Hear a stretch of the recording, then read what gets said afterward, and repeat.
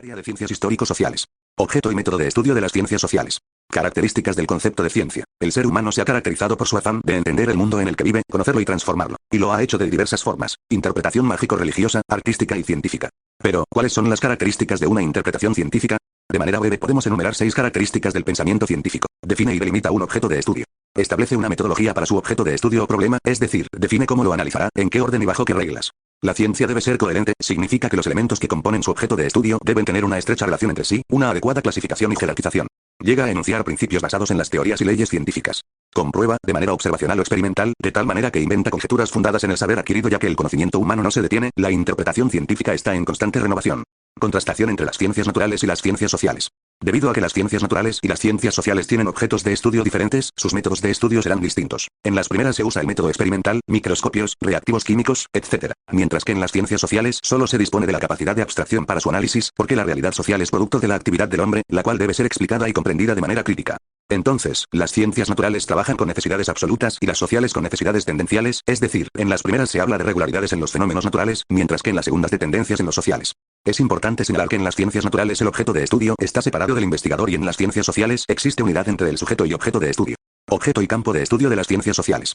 Las ciencias sociales se conforman por diversas disciplinas intelectuales que estudian los diversos aspectos de la realidad humana, entendida esta como realidad social, y cada una de estas ciencias se han encargado de verificar cierto número de hechos, los ha descrito, clasificado y correlacionado.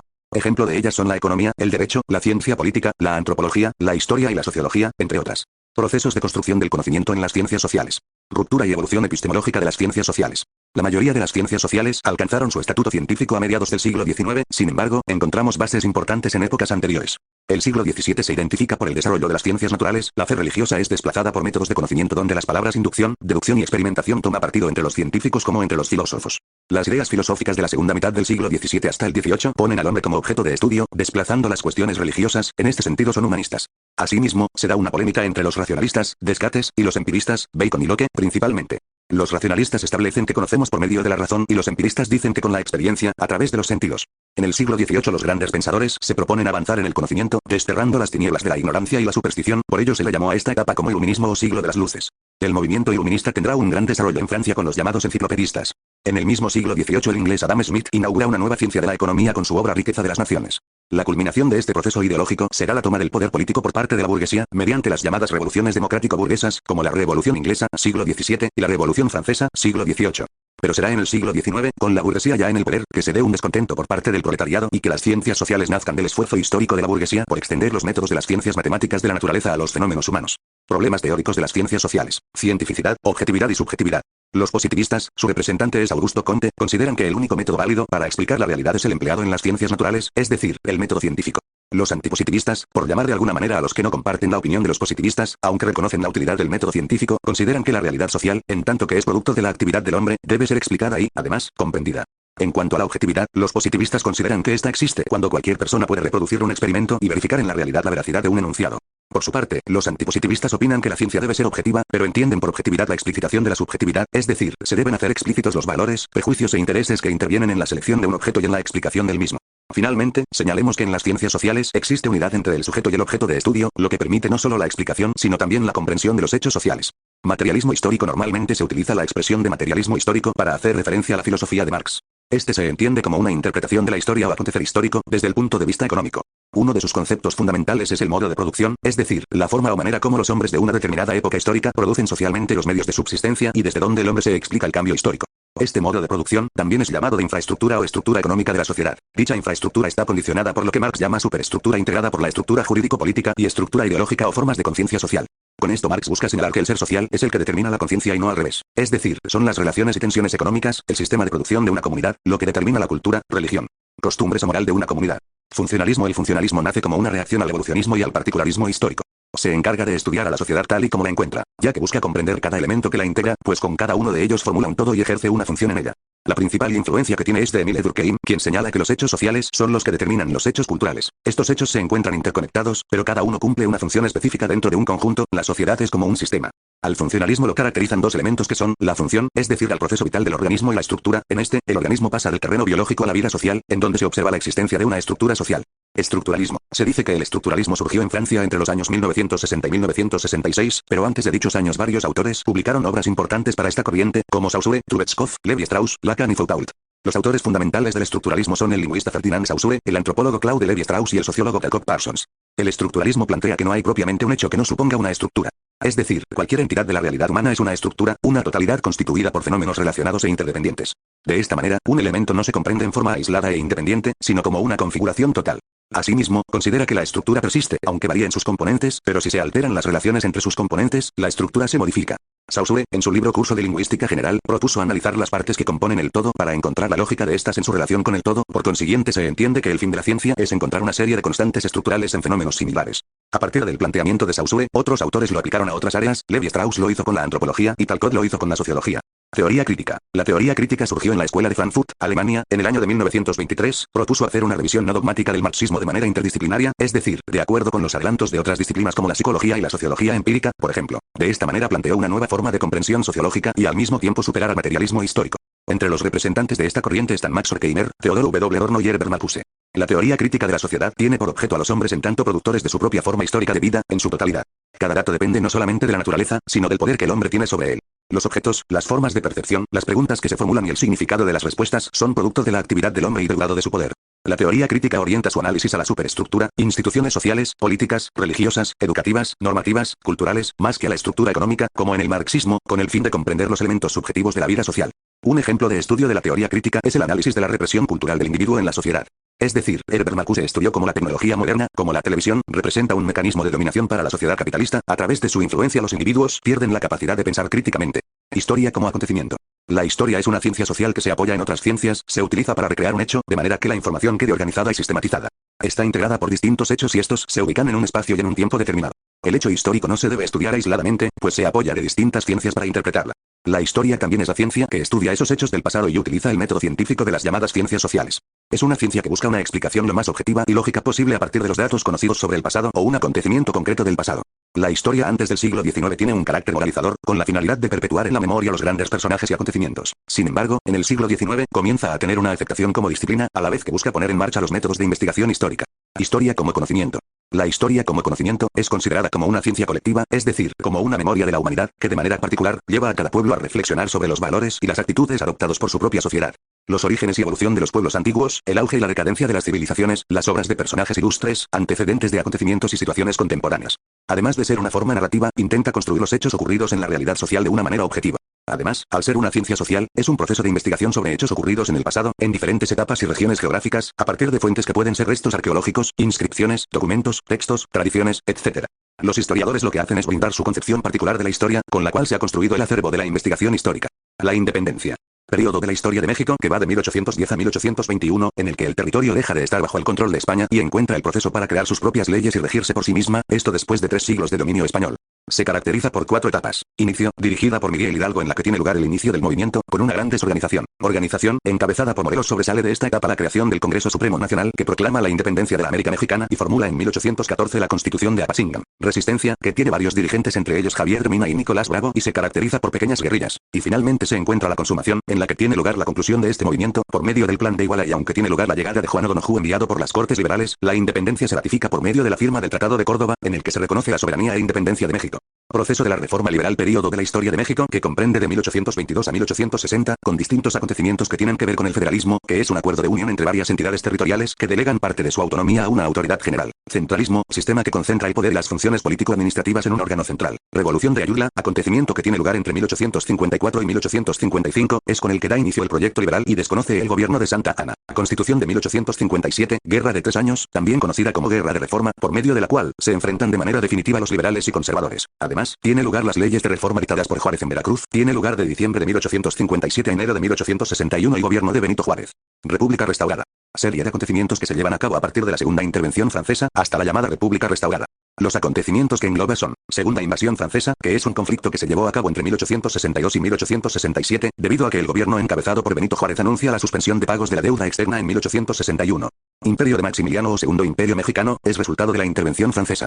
y el período de 1867 a 1876, tiempo en el que tienen lugar dos presidencias, primero la de Benito Juárez, con dos gobiernos y posteriormente la de Sebastián Lerdo de Tejada, quienes al buscar la reelección, Porfirio Díaz se levanta contra ellos, con el Plan de la Noria y el Plan de Tuxtepec, respectivamente.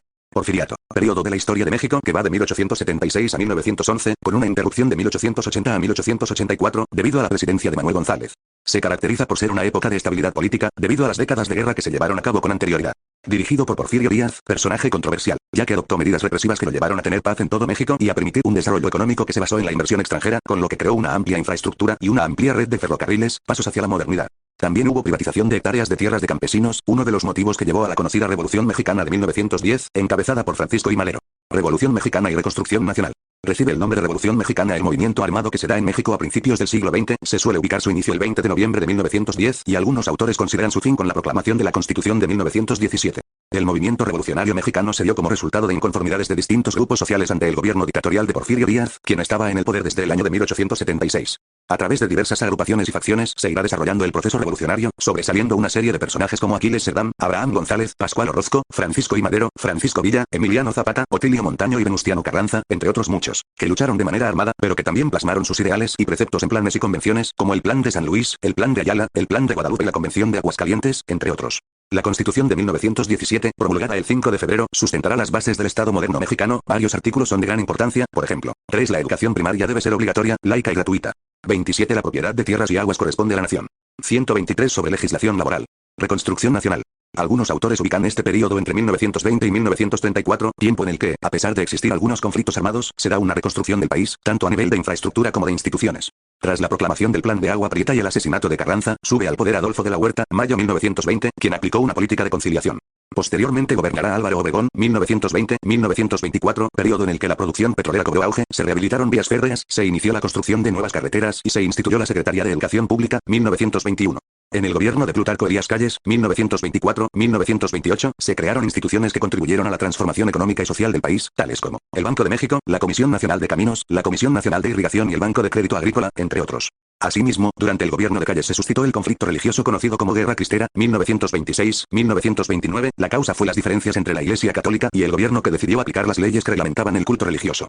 Por otro lado, el gobierno de Calles prosiguió con obras de infraestructura, sobre todo ampliación de la red carretera y la construcción de presas y distritos de riego para el fomento de la agricultura. En 1926 la Constitución fue modificada para autorizar la reelección del presidente de la República por una sola vez y después de un periodo intermedio, Obregón nuevamente fue electo, pero el 17 de julio de 1928 fue asesinado mientras asistía a un banquete en su honor. Entre 1928 y 1934 gobernaron Emilio Portes Gil, Pascual Ortiz Rubio y Abelardo L. Rodríguez, periodo en el que el general Calles ejerció un gran poder político, de manera que influyó en muchas decisiones. Sus aduladores lo empezaron a llamar jefe máximo de la revolución, de ahí que dicho periodo fue llamado maximato. De este periodo es importante destacar la rebelión escobarista, la autonomía de la universidad, 1929, y la fundación del Partido Nacional Revolucionario, PNR. Con la fundación del PNR, 1929, se inicia la institucionalización de la Revolución Mexicana, porque se acaba con el caudillismo y adquiere mayor importancia a las instituciones. Finalmente, destaca en este periodo la elaboración de un programa de gobierno conocido como Plan Sexenal, que debía ser desarrollado de 1934 a 1940. Consolidación del Estado moderno mexicano. Cardenismo y Estado corporativo. Durante el gobierno de Lázaro Cárdenas, 1934-1940, se dieron una serie de medidas para lograr la justicia y estabilidad en el país.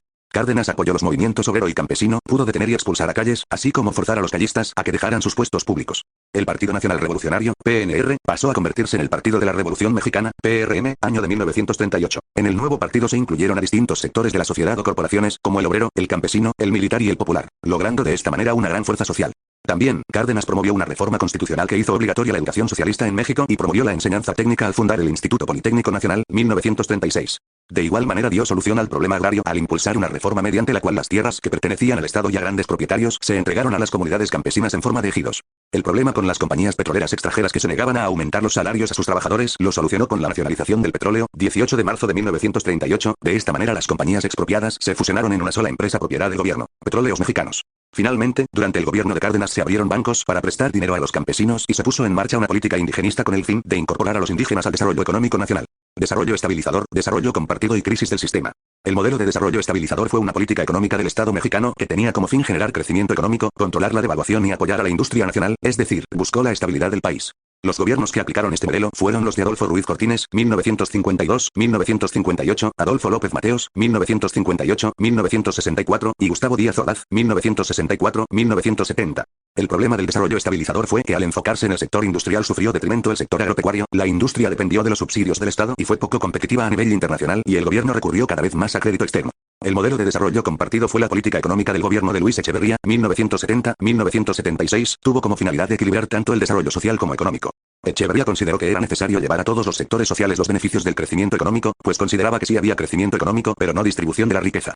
Entonces, el gobierno realizó una alianza con los empresarios, por eso es compartido, para hacer frente a las demandas sociales. Las medidas tomadas fueron, buscar que pequeños y medianos empresarios ampliaran su presencia en el crecimiento de la economía, abandonar la política de subsidios para las empresas públicas por una política de precios reales, crear nuevas empresas paraestatales e inyectar mayor capital a las existentes, destinar mayores recursos a obras de infraestructura, incrementar la inversión en el agro e impulsar una reforma fiscal para captar más recursos. Asimismo, para calmar los ánimos políticos y sociales, después de la matanza de Tlatelolco, Echeverría repartió tierras, casas, departamentos, créditos, dinero y promesas. Es lo que se llama populismo, pero el costo de dichas acciones fue un mayor endeudamiento. Se identifica como crisis del sistema político mexicano al periodo posterior a la aplicación del desarrollo compartido, cuando el Estado perdió la credibilidad ante la sociedad y la confianza de los empresarios. Sucedió que el gasto social fue insuficiente y los índices de pobreza se incrementaron, tanto obreros como campesinos y sociedad civil manifestaron su descontento de diferentes formas. En respuesta, el gobierno tuvo que llevar a cabo una reforma política, dio mayor libertad de expresión, mayor participación a los grupos de oposición y buscó la captación de intelectuales de izquierda. Movimiento estudiantil del 68.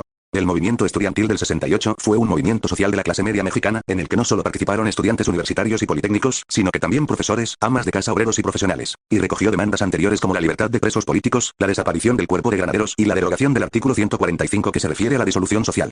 También, le preceden manifestaciones universitarias en Puebla y Morelia, el movimiento magisterial de 1958 y el ferrocarrilero de 1958-1959. El movimiento estudiantil inició el 25 de julio de 1968 con un choque de estudiantes entre alumnos de la preparatoria particular Isaac Ochoa Terena y de la vocacional 5 de la Ciudadela. Posteriormente, la vocacional 5 organizó una marcha de protesta que coincidió con otra para conmemorar el aniversario de la Revolución Cubana, hubo confusión y los granaderos penetran en la vocacional 5, golpeando a maestros y alumnos. Días después hay paros en prepas y escuelas del Politécnico, algunos se declaran en huelga y salen a protestar, pero son reprimidos.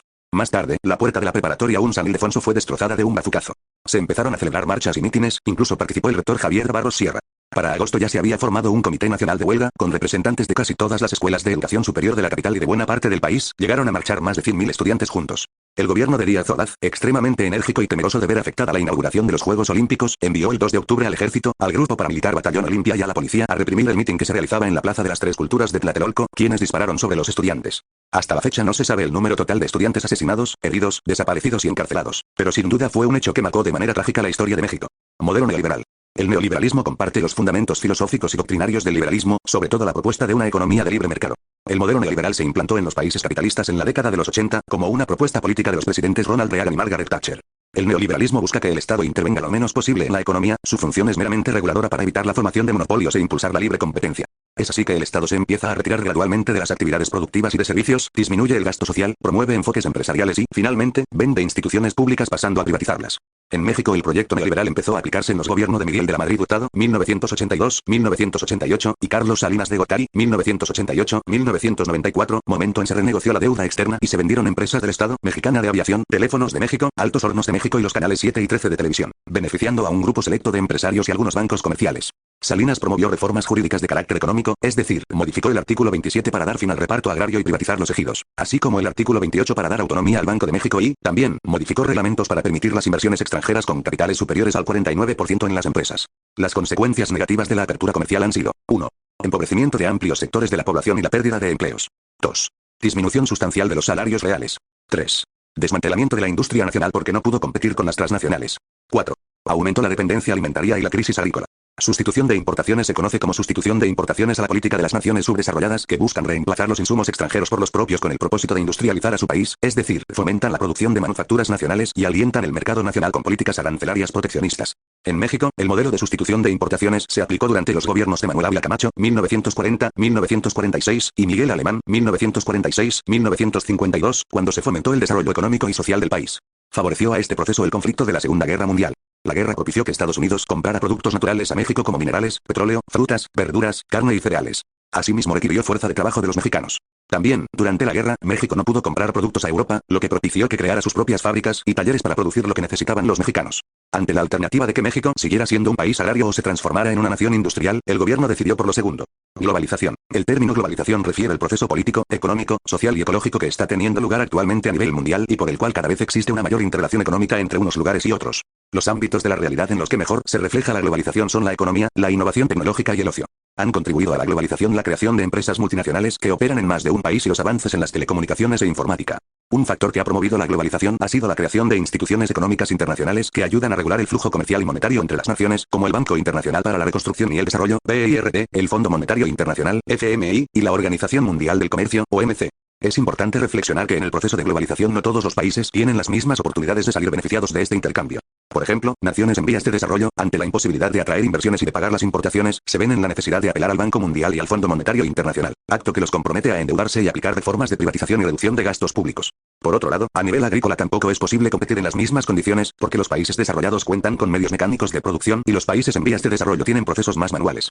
Además, muchas veces los productos nacionales no pueden competir con productos importados que son más baratos. Asimismo, las compañías multinacionales pagan salarios menores en los países en vías de desarrollo. Finalmente, la globalización propició que muchos países desarrollados se agruparan formando bloques comerciales o uniones económicas con el fin de promover su prosperidad mutua, por ejemplo, la Unión Europea, UE, y el Tratado de Libre Comercio Norteamericano, TLC. Ciencias sociales. Durante los siglos XVII y XVIII algunos pensadores se preocuparon por iniciar el estudio de los fenómenos sociales sin recurrir a explicaciones teológicas o sobrenaturales, por lo tanto, las ciencias sociales cobran fuerza y se desarrollan como disciplinas intelectuales que estudian al hombre como ser social, por medio del método científico.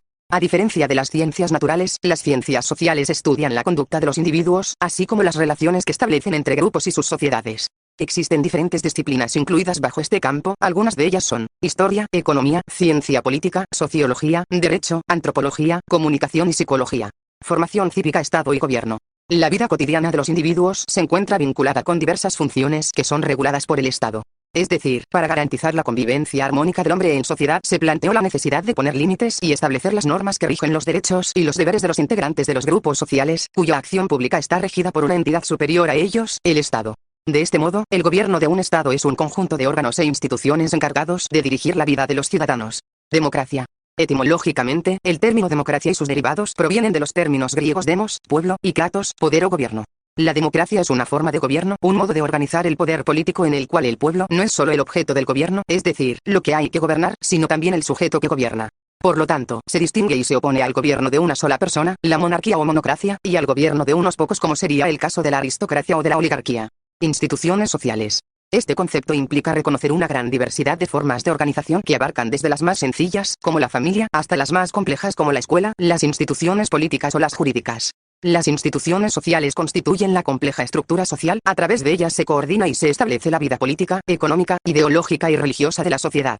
Estas formas de organización pueden ser públicas, cuando dependen del Estado, o privadas, cuando dependen de empresarios para su funcionamiento. Las instituciones sociales tienen como función la satisfacción de necesidades, tienen una existencia más o menos permanente, cuenta con una estructura, con identidad propia y normas de conducta. Valores cívicos. Los principios civiles son valores fundamentales que nos permiten vivir adecuadamente en sociedad, es decir, permiten desarrollar relaciones adecuadas entre los distintos ciudadanos que integran el Estado mexicano. Algunos de los principios civiles más importantes son libertad, igualdad, equidad, justicia, respeto, tolerancia, solidaridad, responsabilidad y el respeto por el medio ambiente. Modelos teóricos. A partir del siglo XIX, las ciencias sociales se han desarrollado según distintos modelos o paradigmas con sus propios postulados o principios teóricos. Algunos de los modelos teóricos más relevantes son los siguientes. Positivismo. El positivismo, creado por el pensador francés Auguste Comte, busca la existencia de leyes en la sociedad y por lo mismo un método que las estudiara. Este modelo se inclinó por la imitación del método utilizado por las ciencias naturales. Comte creó la ley de los tres estados sociales, según la cual toda comunidad humana pasa por tres etapas de pensamiento: el estado teológico, metafísico y positivo. En el estado positivo, la sociedad renuncia a la búsqueda inútil de ideas metafísicas y absolutas, pues se reconoce en la ciencia y su aplicación el verdadero motor del progreso humano. Materialismo histórico. El materialismo histórico estudia los diferentes modos de producción que dominan sobre el desarrollo de la historia humana. De este modo la historia social depende de un desarrollo dialéctico, mediante el cual cada sistema económico encuentra contradicciones al interior de su propio funcionamiento hasta que finalmente queda superado por un nuevo modo de producción. Algunos de los principales exponentes de este modelo teórico fueron Karl Marx y Friedrich Engels. Funcionalismo. El funcionalismo es una teoría que parte de los trabajos del inglés Herbert Spencer y del francés Émile Durkheim, cuya idea central parte de considerar a la sociedad como un cuerpo constituido por órganos, subsistemas o estructuras, que trabajan o funcionan en interdependencia para satisfacer sus propias necesidades de la mejor manera posible. Estructuralismo. Esta corriente de pensamiento prioriza la importancia del contexto social sobre la acción individual del sistema sobre sus componentes, realza las funciones integradoras y de adaptación que hacen posible la continuidad del sistema social. De ahí que los grupos sociales presenten pautas de comportamiento que van más allá de la simple suma de las conductas individuales. Escuela de los Anales. La Escuela de los Anales surge con la publicación de la revista Anales de Historia Económica y Social, bajo la dirección de los historiadores franceses Marc Bloch y Lucien Febvre. Grosso modo, esta corriente histórica postula que la historia como disciplina trabaja con distintos enfoques relativos a un planteamiento o línea de investigación particular ante la imposibilidad de describir de manera universal y completamente objetiva los distintos procesos del pasado. Historia de México. El estudio de la historia de México comienza con el mundo prehispánico que coincide con el desarrollo de las grandes culturas de Mesoamérica que actualmente conocemos.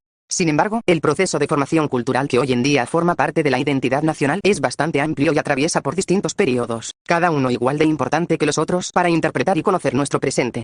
México prehispánico. A diferencia de Aridoamérica y Oasis América, el concepto de Mesoamérica se usa para ubicar el área geográfica en la República Mexicana donde se desarrollaron diferentes civilizaciones importantes, entre las cuales se encuentran, por ejemplo, la Olmeca, Azteca, Tolteca, Teotihuacana, Zapoteca, Mixteca, Purépechas, la zona maya, entre otras. La conquista. La conquista refiere al periodo que comienza desde la llegada a América de Cristóbal Colón en 1492, hasta la caída de Tenochtitlán. En este contexto es de suma importancia la participación de Hernán Cortés, que había salido de Cuba con un ejército privado de alrededor de 500 soldados para llegar a las costas de Veracruz en abril de 1519, bajo órdenes de Diego Velázquez de Cuéllar. El virreinato de la Nueva España. El período colonial en México es bastante extenso, pues abarca aproximadamente 300 años de conquista española sobre el territorio nacional. Durante este periodo se formó gran parte de nuestra identidad cultural como consecuencia de un continuo sincretismo social entre elementos de la cultura europea, importada por España, y la población indígena. Independencia de México. El proceso de independencia en México duró aproximadamente 11 años, durante los cuales participaron diferentes personajes para expulsar finalmente el dominio extranjero sobre el territorio de la nueva nación. Entre semejantes personajes se encuentran Miguel Hidalgo, José María Morelos y Pavón, Vicente Guerrero o Agustín de Iturbide. México independiente, 1821-1855. Tras la expulsión del dominio español bajo el territorio de la nueva nación, México atravesó por una gran inestabilidad política definida por el constante cambio entre formas de gobierno inestables. Es decir, durante este breve periodo que duró menos de 4 décadas, en México se desarrollaron un imperio, 2 repúblicas federalistas, una república centralista y una dictadura. Asimismo, la nación sufrió derrotas bélicas importantes bajo las intervenciones extranjeras de Francia y Norteamérica. Proceso de reforma liberal.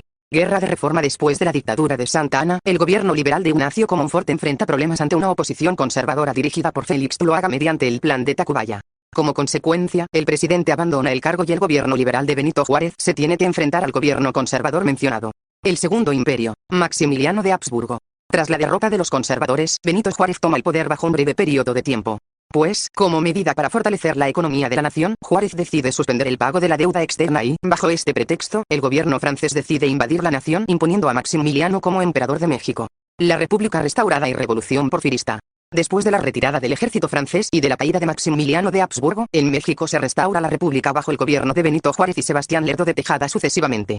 No obstante, el general Porfirio Díaz destituye este gobierno liberal, con lo cual se da inicio a una larga gestión política llamada el Porfiriato. El Porfiriato, que duró más de 30 años, se caracterizó como un periodo político de crecimiento económico en México que, sin embargo, generó severas injusticias sociales. Por lo tanto, a partir de 1910, distintos grupos armados se rebelaron en contra de este gobierno durante el proceso llamado Revolución Mexicana.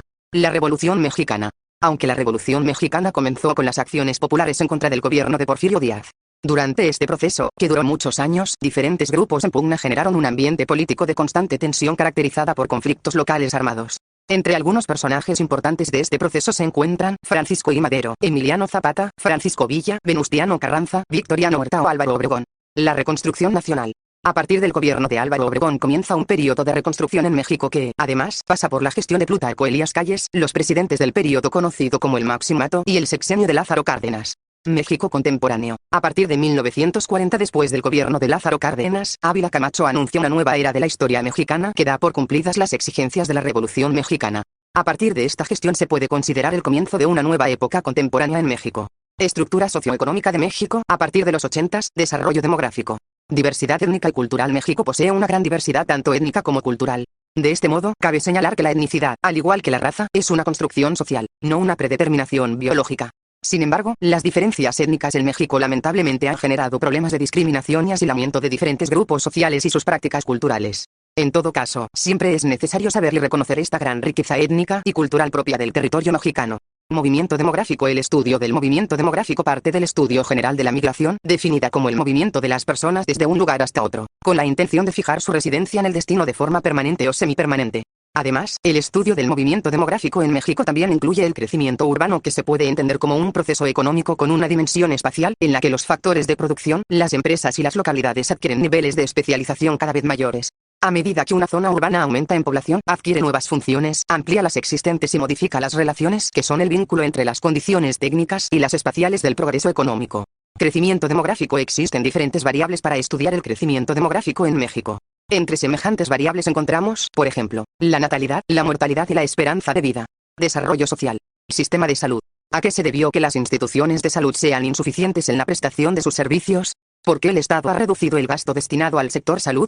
Gran parte de los recursos utilizados a partir de 1982 para enfrentar los enormes compromisos derivados de la llamada crisis de la deuda provinieron de las fuentes reducciones hechas al gasto social y a las remuneraciones de los trabajadores del Estado. Educación. A partir de 1982, para impulsar el nuevo proyecto educativo modernizador, se instrumentó el aumento en las cuotas de inscripción y servicios a los estudiantes, el control del crecimiento con base en la disminución de la matrícula, la separación del bachillerato de las universidades y dar prioridad al desarrollo de las áreas tecnológicas y de ingeniería sobre las sociales y humanísticas. En conclusión, la educación se ha deteriorado por la reducción del gasto público, la falta de incremento salarial, renuncian los maestros por los salarios bajos, la falta de apoyo de material didáctico en las escuelas y la carencia de inversión en investigación científica, becas, etc. Todo esto ha obligado a los estudiantes a abandonar sus estudios y buscar trabajo para incrementar el ingreso familiar. Empleo y desempleo. La aplicación de la revolución tecnológica genera eliminación de empleos, porque se debe reanudar los sectores agrícolas, industrial y de servicios. Por ejemplo, en el sector servicios se están aplicando controles electrónicos para el registro de mercancías, lo cual se traduce en un abaratamiento de los costos de administración, que está acabando con miles de pequeños abastecimientos comerciales. En el sector gobierno, la aplicación de la microelectrónica y la computación en los procesos de la administración pública ha sustituido masivamente al personal burocrático. Esto es causa del incremento del desempleo a gran escala en todos los sectores de la economía. Distribución de la riqueza. La distribución del ingreso y de la riqueza se usan de manera indistinta, sin embargo, no son lo mismo. El ingreso es un flujo de dinero que se recibe en muchos casos mensualmente, como por ejemplo un sueldo, o una vez por año en el caso de la venta de una cosecha.